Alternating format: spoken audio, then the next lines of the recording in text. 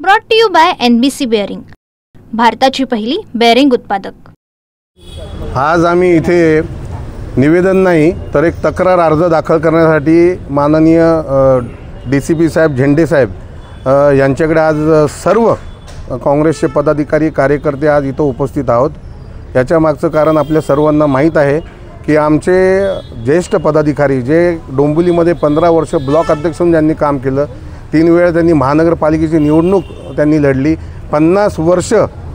ते काँग्रेसची विचारधारा घेऊन डोंबिवलीत काम करत आहेत, कल्याणमय काम करत आहेत। आणि एखादी पोस्ट त्यांना एक पोस्ट आली, त्यांनी फेसबुकवरती फॉरवर्ड केली, त्यांनी क्रिएट केली नाही। त्या पोस्टच्या अनुषंगाने भाजपचे जिल्हाध्यक्ष आणि त्यांचे जे गावगुंड पदाधिकारी आहेत, जे तडीपार आहेत, अशा लोकांनी मामांना खोटं बोलून एका ठिकाणी भेटायला बोलवलं आणि त्या ठिकाणी त्यांना धमकावून त्यांनी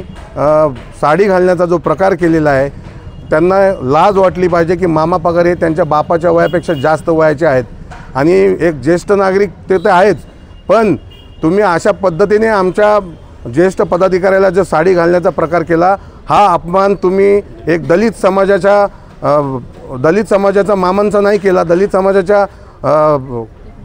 माणसाचा नाही केला, तर तो सर्व अपमान देशातल्या महाराष्ट्रातल्या सर्व दलित समाजाचा आणि मागासवर्गीय लोकांचा हा अपमान आहे। भाजप म्हणते सबका साथ सबका विकास। मामांना जी त्यांनी साडी घातली, साडी आज तुम्हाला नवरात्र आज दुसरा दिवस आहे, नवरात्राच्या दिवशी देवीला रोज नवीन साडी घातली जाते आणि हे जे कृत्य भाजपने केले त्या माध्यमातून त्यांनी स्त्री जातीचा देखील अपमान केलेला आहे, महालक्ष्मीचा देखील अपमान केलेला आहे आणि यांची फळं त्याच्यानंतर त्यांना भोगावी लागणार। त्यांनी जे कृत्य केले त्यांच्यावर ॲट्रॉसिटी अंतर्गत गुन्हा दाखल करावा, धमकी देणे, अपहरण करणे अशा देखील गुन्हे त्यांच्यावर दाखल करावे, ही मागणी आज आम्ही समस्त काँग्रेस परिवाराचे जे माझ्याबरोबर काम करणारे महिला काँग्रेस असेल, युथ काँग्रेस असेल, NSU असेल, आमचे कार्याध्यक्ष असतील, ब्लॉक अध्यक्ष असतील आणि माझ्याबरोबर काम करणारे अनेक सिनियर महाराष्ट्र काँग्रेसचे पदाधिकारी असतील, हे सर्वजण उपस्थित आहेत। आयुक्तांनी आम्हाला सांगितले आम्ही कारवाई करू, कारवाई झाली नाही तर या DCP पोलीस स्टेशनच्या बाहेर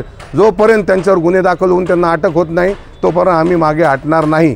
आज आमच्या नेत्यांवर देखील अनेक वर्षापासून 11 वर्ष यांची भाजपमध्ये सत्ता आहे, यांच्यावर कितीतरी अश्लील पद्धतीने त्यांचे फोटो व्हायरल करणे, व्हिडिओ व्हायरल करणे, त्यांच्याबद्दल चुकीच्या माहिती लोकांपर्यंत पोहोचवणे सोशल मीडियाच्या माध्यमातून, पण आम्ही लोकशाही पद्धतीने आणि नेहमी आंदोलनाच्या माध्यमातून आम्ही विरोध केला, पण आम्ही कुठल्या भाजपच्या कार्यकर्त्याला कधी हात लावला नाही, कधी त्याला साडी घालण्याचा प्रयत्न केला नाही। पण हे जे कृत्य आणि लाज याच्यासाठी वाटते की महाराष्ट्राचे मुख्यमंत्री हे होम मिनिस्टर आहेत आणि भाजपचे प्रदेश अध्यक्ष हे डोंबिवलीत राहतात, असं असताना भाजपचे पदाधिकारी इतकी हिंमत करतात, याच्या मागे हेच दिसतंय की याच्यानंतर लोकशाही आणि संविधान संपवण्याचं काम भाजपच्या पदाधिकाऱ्यांनी हातात घेतलंय। आणि मला असं वाटतं भविष्यात मी आपल्या सर्व पत्रकारांच्या माध्यमातून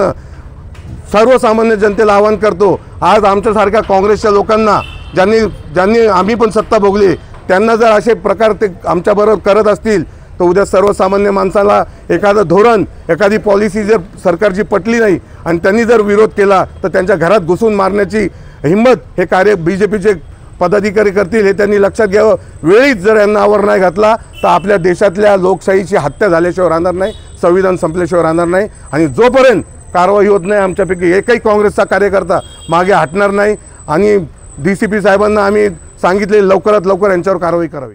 brought to you by NBC bearing, भारताची पहिली बेअरिंग उत्पादक।